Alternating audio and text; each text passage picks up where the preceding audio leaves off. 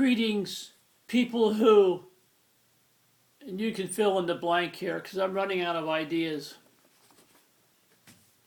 So as you know, if you've seen any of my previous videos, I'm the guy who had these urges many years ago to look into music history to see if anything was missed, to see if there were any ideas or any possibilities that were missed. And also I wanted to see if there were any ideas, any seminal or original ideas that really should not be allowed to die, should be allowed to rise up again, to be kept alive, and in other words, not thrown away. Were there any ideas that we should keep? So to help me with my system, I looked for ideas, and I looked at all different books. Here's just one of them. This is a great book. I bought really nice music history books, and I went to big libraries. I told you about that in previous videos. So that's the whole idea. Maybe I'm the only guy left in the world who was looking for something, trying to salvage something. I don't know. You be the judge. So in my previous videos, I talked about the ancient Greek tetrachords. All right, I showed how, like, here's one, and here's one, and here's one, and here's one. And I showed how they would take two tetrachords and try to join them. One situation was what we call two conjunct tetrachords. We talked about that. And two disjunct tetrachords. We talked about that. You can review those videos if you want to, if you really care. Most people don't. And you ask, you say, well, Joey, what does that have to do with a new system, any new system? What does that have to do with your system, the scale phrase system? Well, I'll tell you what, it has a lot to do with it. Because when I make these little charts here, you say, oh, just a bunch of scribble, and he goes on and on. I don't know what the hell he's talking about. Well, actually here, there's more here than meets the eye. When we were talking about tetrachords, granted, we saw how they can be hooked together, all right, in two different fashions. But there's more here than meets the eye.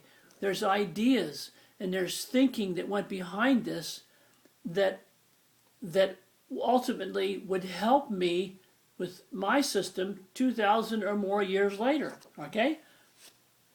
And also in the first run, when I showed this chart, the first run through, I talked about basically two tetrachords. Now I want to talk about the formation of this new thing as a whole.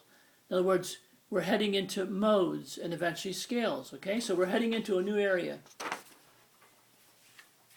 Now, when you think about the conjunct tetrachords that I just showed, let's look at them from a mechanical perspective, all right? Because there's some good thinking that went on here many years ago, and I tried to use some good thinking to develop this and salvage this idea from thousands of years ago. Try to salvage this, all right? So let's just look at the conjunct tetrachords. All right, we talked about that previously. But let's look at it a little bit more mechanically. Let's say we have a tetrachord here and a tetrachord here, all right? Let's say we have 4 tones plus 4 more, and we have 8 in total. But as you might recall, I told you that when they tried to join these two tetrachords, the last tone of the first tetrachord was the same as the first tone of the second tetrachord, all right? Now, what they did was they had to do another step. The next step was to get rid of one of these duplicate tones. This E in this example, they had to get rid of it. So now they ultimately have 3 tones plus 4, and they have 7. So now you move to your next step. You have your 7 tones, right, that you worked out above. Now they had to add another tone at the end, all right, to complete this, what would eventually would be called a mode.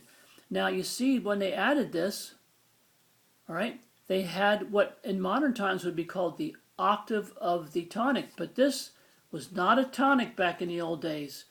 This this last note here would have been called a final, F-I-N-A-L, a final. It was different terminology, but basically they had to add this A to ultimately end up with their 8 tones, right? Now you see something. This is the beautiful thing. This is why I went through book after book after book and spent years doing this. You see what happens is several steps were involved to get to the formation of a mode, an early mode back in the day. Several steps were involved. So you have kind of a transitional process here.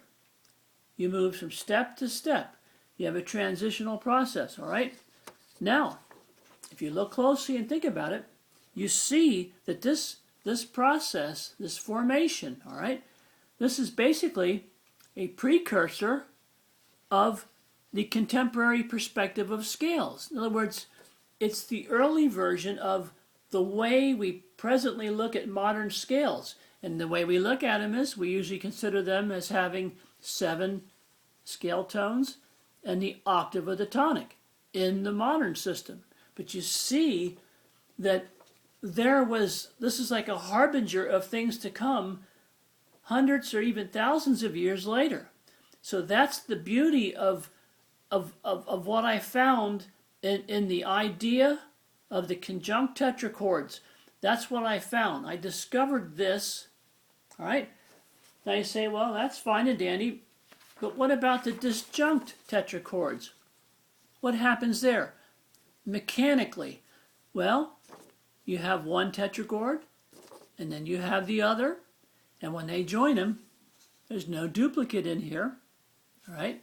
These are successive, and back in the day, like we mentioned, the order of pitch was descending, but that doesn't matter. You still have 4 tones plus 4, and you have 8 in total, right? Now you see a beautiful thing here.